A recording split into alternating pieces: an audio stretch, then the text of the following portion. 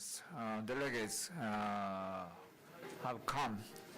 So I think we had better move on to the next session. So I would like to introduce other big boss, Professor Yasuhiro Koga. He is a former professor of the Department of Microbiology in Tokai University School of Medicine, and he was very famous for the probiotics. He's the president of the Japanese Society of Probiotic Science. Probiotic Science? Yeah. JSPS. It's like JSPS is a Japanese Society for Promotion of Science. the same. Sometimes misunderstood. But yes, so and he's very famous for the Lactobacillus gasseri science. The challenging to the Helicobacter pylori as well as other functional disease in the gut. So today he will talk about LPS activity in the gastric fluid and the improving effect of probiotics LG, Lactobacillus gasseri, 21 strain, possible involvement of LPS in the development of atopic gastritis. Could you please? Okay. Thank you, Professor Sugi, for your very kind introduction. Actually, it's really a big stress to speak about the gastroduodenal diseases in front of Professor Sugano. But also it's a big chance in front of him. So later I want many comments and questions. So the title of my presentation is LPS activity in the gastric fluid and improving effect of probiotic L3 strain. By this presentation, I want to indicate possible involvement of LPS in the development of atopic gastritis. According to Korea pathway presented in 1995, the development of gastric cancer and ulcer after H. pylori infection is explained as follows. H. pylori infection causes gastric mucosal inflammation. Without eradication of H. pylori, mucosal inflammation lasts long time.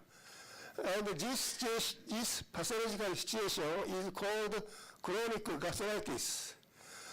Chronic gastritis leads to gradual loss of acid-secreting parietal cells, which ultimately result in atrophy of mucosa. This situation is usually associated with inflammation, thus called atrophic gastritis. Atrophic gastritis is well known to have a high risk of progression to gastric cancer and gastric ulcer.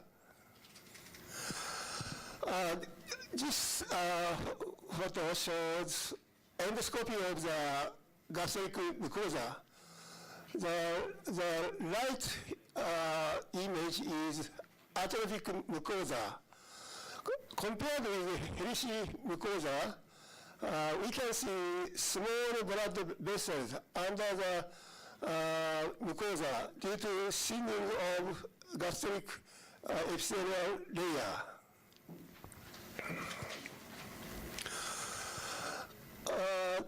In 2017, the prevalence of gastric cancers in Japan was about 130,000.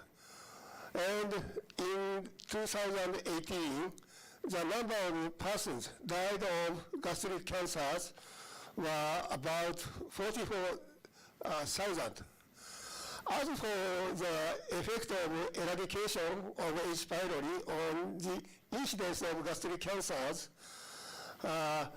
firstly, the incidence of gastric cancers 1 year in the people who had H. pylori infection but without eradication was estimated to be around 0.5%. According to a retrospective cohort study titled Risk of Gastric Cancer in the second decade of follow-up after H. pylori eradication, the incidence of gastric cancer still remains as much as 0.35%.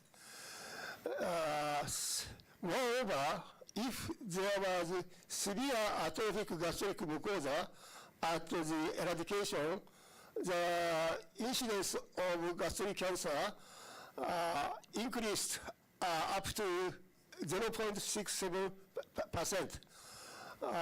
These report indicate that there is a high risk of gastric cancer even after the eradication of H. pylori.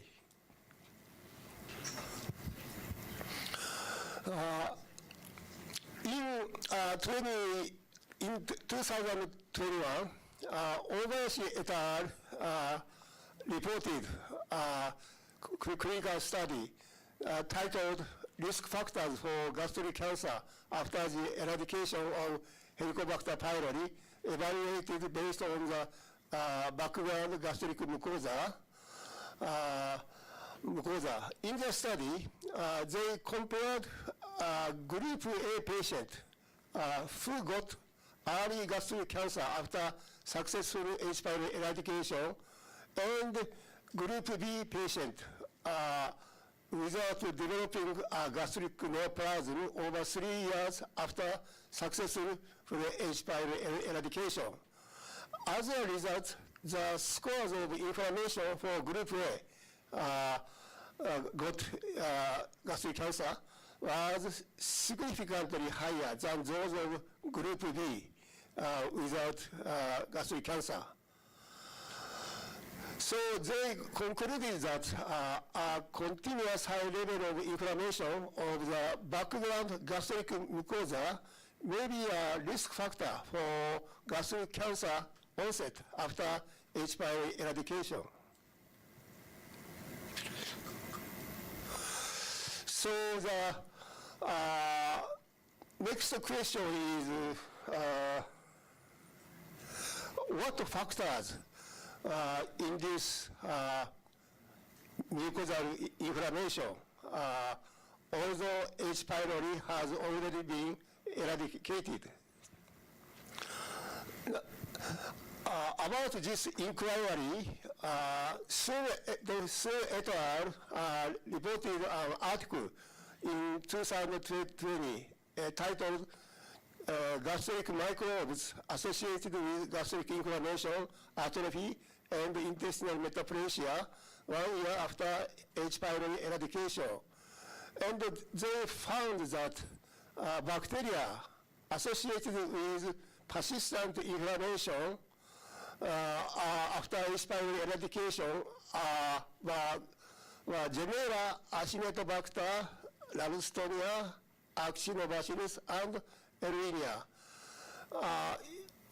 Interestingly, those bacterial genera such as Acinetobacter, Ralstonia, Actinobacillus, and Erwinia all belong to gram-negative bacteria. So we paid much attention to LPS, lipopolysaccharide, because LPS are major component of the cell wall of gram-negative bacteria induce carcinogenesis as well as inflammation. Recently, Miyata et al. In Professor Sugao's lab reported that LPS from non-H. pylori gastric bacteria stimulate IL-8 interleukin-8 production in gastric epithelial cells. These results suggested potential role of LPS in the gastric carcinogenesis as well as mucosal inflammation in the stomach even after eradication of H. pylori. So the aims of our study was to examine the LPS activity in the gastric fluid and what factors affect the LPS activity. For method, GF samples were obtained from outpatients who are undergoing upper GI endoscopy. The LPS activity was examined by assay kits including recombinant factor C or Livinus aminocyte lysate. Microbiota composition was analyzed by meta-60S method. As for the demographic data of the subject, mean age was 62 years old. Male female ratio was 1.2. And among 158 subjects in total, 50 were atrophic gastritis and 30 were H. pylori positive. We first measured the bile acid concentration in the gastric fluid. This figure shows the correlation between the bile acid concentration and LPS activity in the gastric fluid using 136 GX samples. Although a considerable level of LPS activity was found in some GX samples, no significant correlation between bile acid and LPS was found.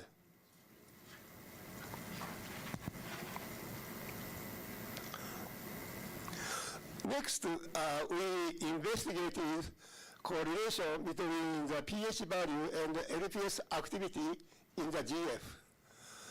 The high LPS activity was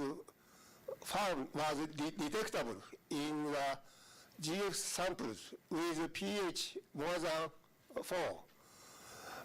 On the other hand, the GF samples with high acidity, pH was less than 2, the LPS activity was not detectable or very low. In accordance with J's result, Spearman's correlation coefficient demonstrated very close correlation between pH value and LPS activity in the GF samples. Actually, the correlation coefficient was, actually the R value was 0.87 using 136 samples in total.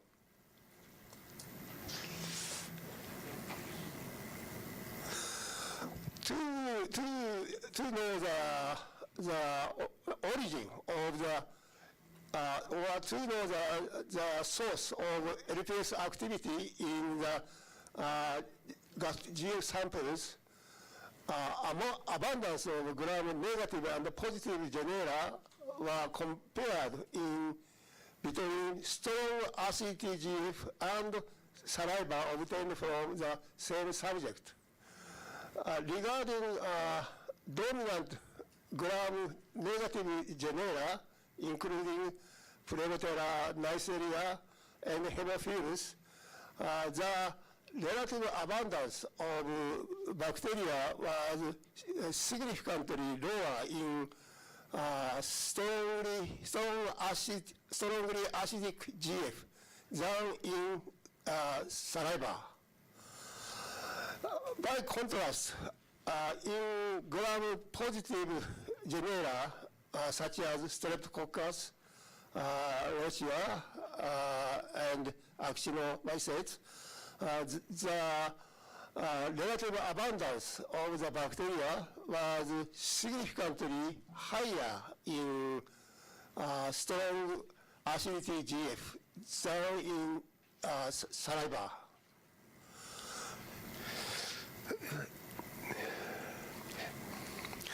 Next, the abundance of gram-negative and positive genera were compared between weak acidity GF and saliva.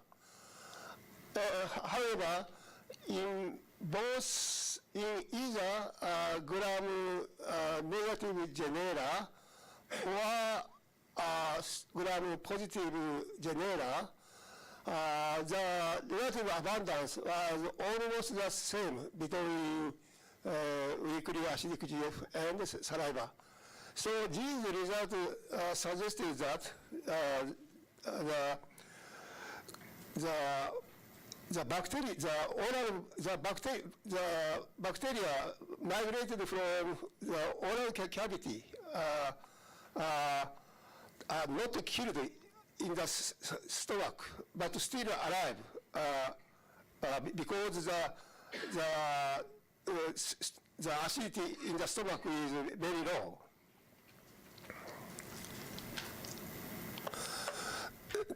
Based on these the analysis, we calculated the ratio of gram-negative bacteria to the full bacteria in saliva and gastric fluid, and shown in this bar chart. When compared between weakly acidic GF and saliva, the relative abundance of gram-negative bacteria was almost the same between them.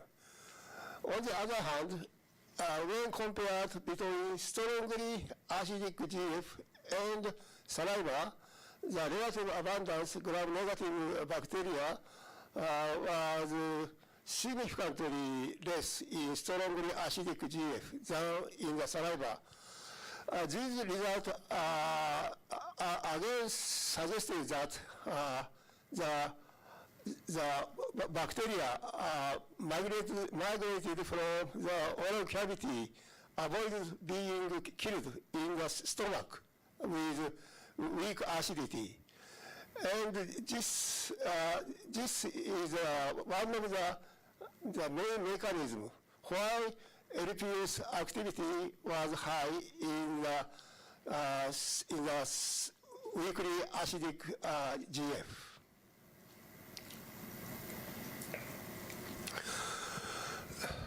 We also examined the relation between pH value and the bacterial cell number in the gastric fluid by culturing method. The log cell number was 7 in the weakly acidic GF with pH 5. And the log cell number was 4 in the strongly acidic GF with pH 1.5. Therefore, the cell number was 1,000 times higher in weakly acidic GF than in the strongly acidic GF.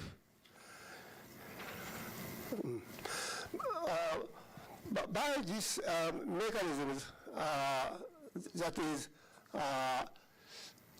increase in the ratio and the cell number of gram-negative bacteria causes high LPS activity in the gastric fluid with low acidity even after H. pylori eradication.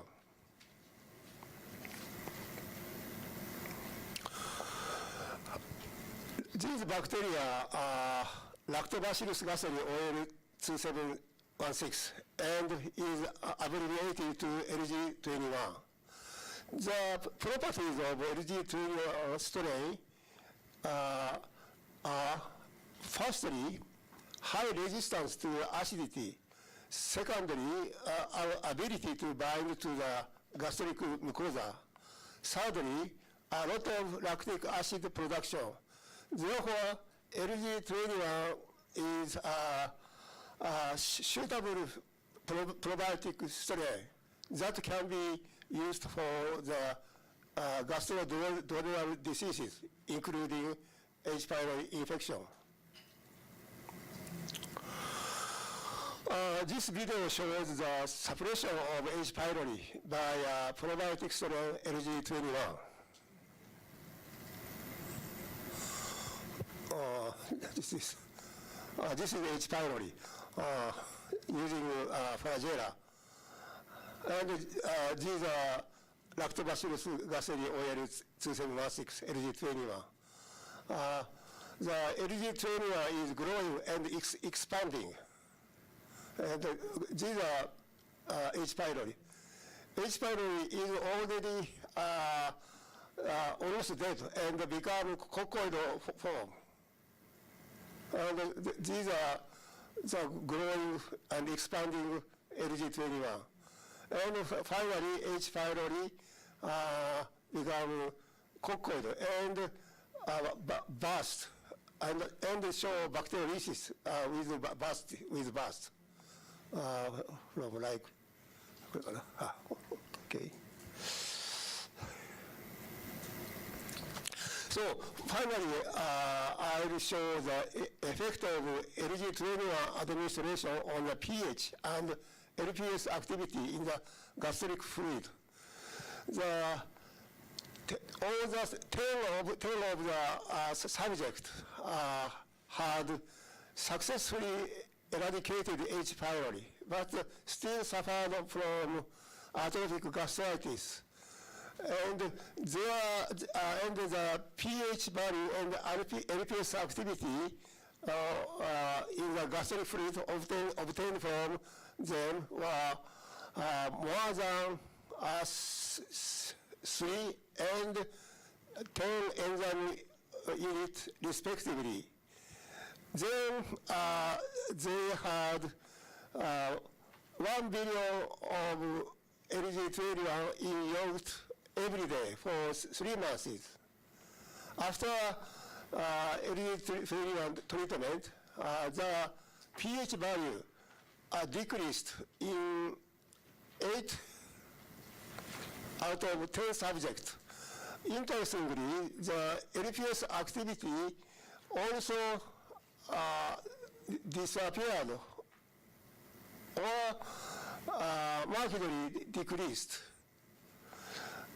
On the other hand, in subject F80, H39, the pH value did not decrease after LG21 treatment.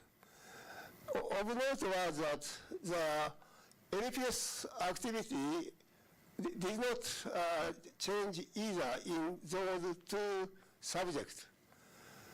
So this result again demonstrated close correlation between pH value and LPS activity in the gastric fluid.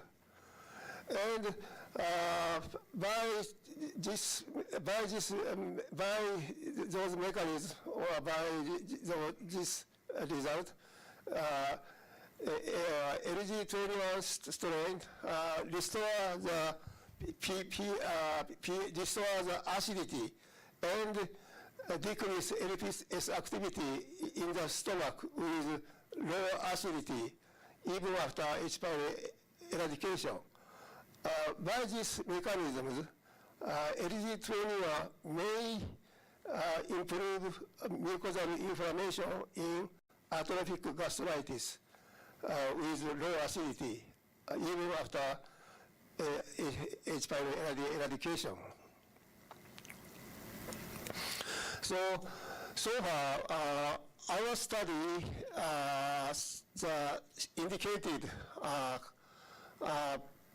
low acidity is a crucial factor in the development of mucosal inflammation. Also, low acidity has been suggested to be involved in the development of gastric cancer. This study titled "The Risk of Stomach Cancer in Patients with Gastric or Duodenal ulcer Diseases" was published in the New England Journal of Medicine in 1996. In this study, the follow-up of gastric ulcer patients more than 20 years, the standardized incidence ratio of gastric cancer was higher than expected.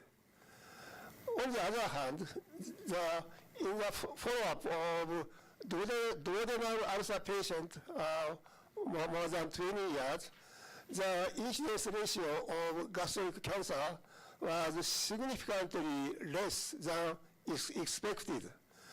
Therefore, they concluded that there appears to be factors associated with duodenal ulcer disease that protect against gastric cancer. So one of the main mechanisms how duodenal ulcer, how gastric cancer is prevented in duodenal ulcer patient may be based on high acid output frequently observed in the duodenal ulcer patient. So if the gastric acidity prevent gastric cancer, shortage of gastric acid, on the contrary, will accelerate the development of gastric cancer. So shortage or low acidity is caused usually long-time use of anti-acid agent, proton pump inhibitor, and atrophic gastritis. Actually, in the study reported by Chen et al. In 2017, the title of their study was Long-Term Proton Pump Inhibitors and Risk of Gastric Cancer Development After Treatment for Helicobacter pylori. In their study, the objective was to determine the association between proton pump inhibitor use and gastric cancer among H. pylori infected subjects who had received H. pylori eradication therapy. As a result, among the about 64,000 eligible subjects, 0.24% developed gastric cancer during a median follow-up of 7.6 years. And the PPI's use was associated with increased gastric cancer risk. Its hazard ratio was 2.44. So they concluded that long-term use of PPIs was still associated with increased gastric cancer risk in subjects even after H. pylori eradication. So this is a conclusion of my presentation. Firstly, a high LPS activity was found in the gastric fluid with weak acidity, probably due to the migration of gram-negative bacteria from the oral cavity to the stomach without being killed by strong gastric acid. Such LPS may continue to induce gastric mucosal inflammation and accelerate neoplastic progression in the weak acidity stomach, even after the eradication of H. pylori.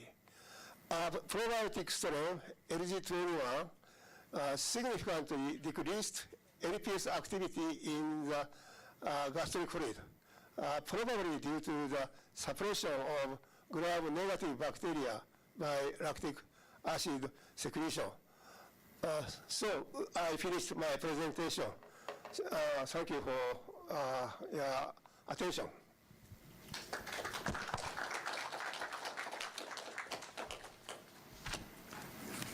Thank you very much, Professor Koga. And you concluded lots of new ideas, as well, and the LPS story, as well as the LG21. It's a great role of LG21 for the suppression of GNB by lactic acid secretion. So now this lecture is open for discussion. Is there any comment and discussion? お願いします。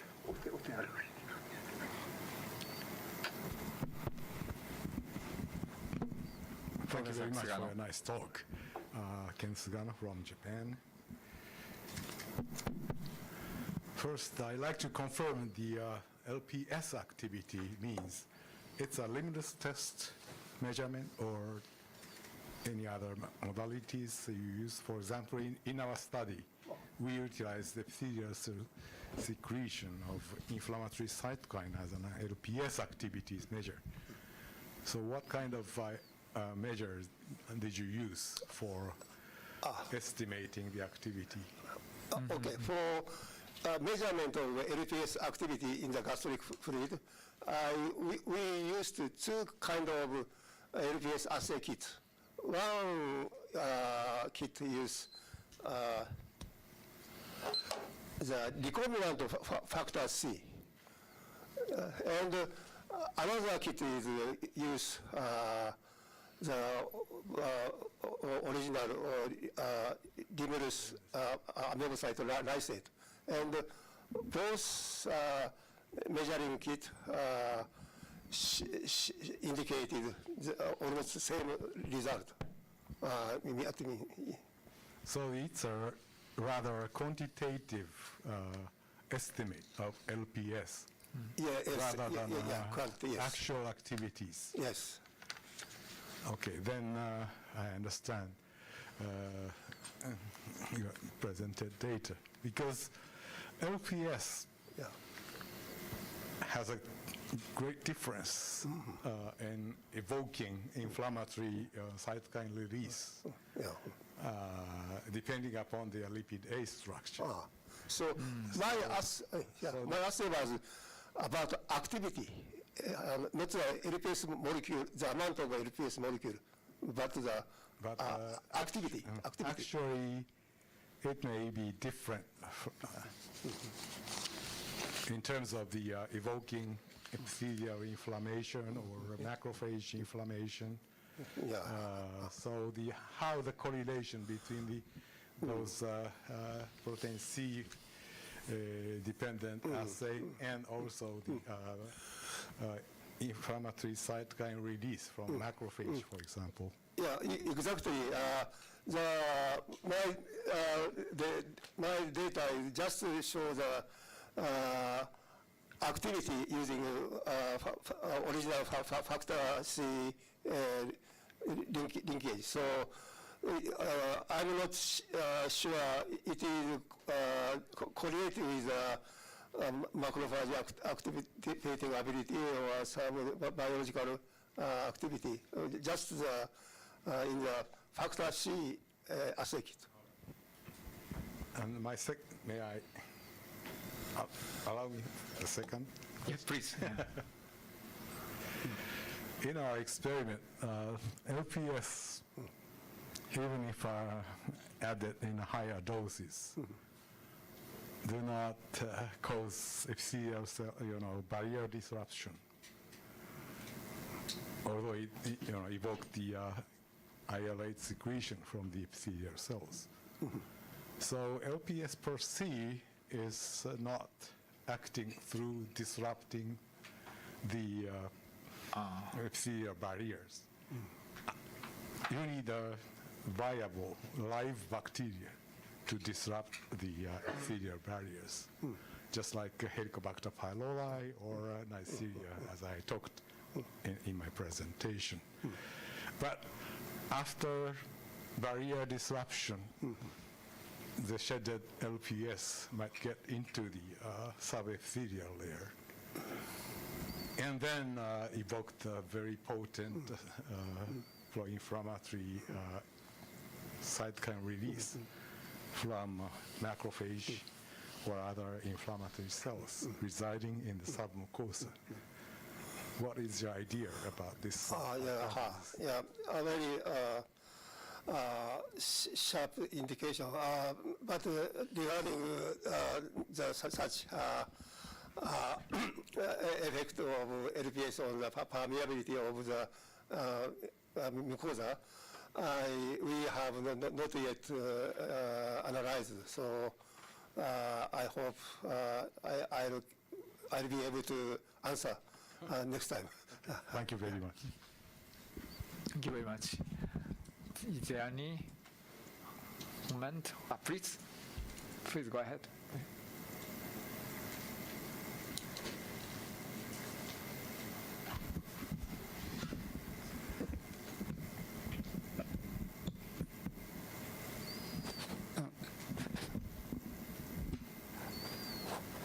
Thank you very much for excellent lecture, Dr. Koga. So I'm Tochio from Fujita Health University. So I have one question, one essential question. So you have performed a lot of clinical study about using LG21. So why do you focus on LG21? So please, could you tell me your secret information? So your question, your comment is why focus only on LG21? Why you don't focus the other probiotic strains? Very difficult. It's very difficult to answer. But I'm only matched to Meiji. But actually, I myself produced, developed this LG20 strain. So I have much love to LG21. That's the reason why I focus on LG21. Okay, thank you very much. I'd like to take LG21 starting tomorrow. Thank you. So another question from Professor Sugano. No question. Comment. LG35 is acid resistant. 21 is relatively acid resistant and survive in the stomach. That's one thing. And the second is probably, I guess, but the secondly, for example, bifidobacterium are anaerobics that require anaerobic conditions, which won't survive very well with the epithelial cell culture system, because epithelial cell will die in the anaerobic conditions. And in aerobic conditions, bifidobacterium won't survive. So it's not suitable for my type of work. That's another thing, maybe. Yeah. And Faecalibacterium is the similar, strain, which is another probiotics. So there are several reasons probably Professor Koga focused on lactobacillus. Right. Perfect answer. Yes, Thank you very much. Perfect answer. Perfect support. Is there any? So yeah, I have one question in terms of your lovely LG21, and you previously you conducted a clinical trial in the Chiang Mai, the LG21, including the cheese stick, and the preventive effect of H. pylori infection in the small children. Yeah. So, is this okay for the prevention of the H. pylori infection in the very, very infant? So, Yeah. okay, so it was a study about 10 years ago? Yes. So actually, in that study, we compared about 100 the subjects with Eritrean cheese, and another about 100 subjects, only the cheese without LG21. And we observed 1 year. Actually, they took a piece of cheese once a day for 1 year. And as a result, the infection ratio 1 year later, infection, the first infection is about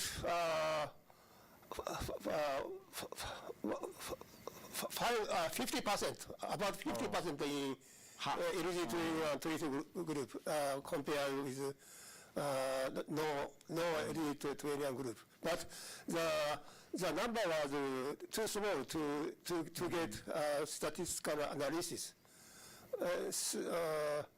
And also, there was some troubles, so we didn't continue that project.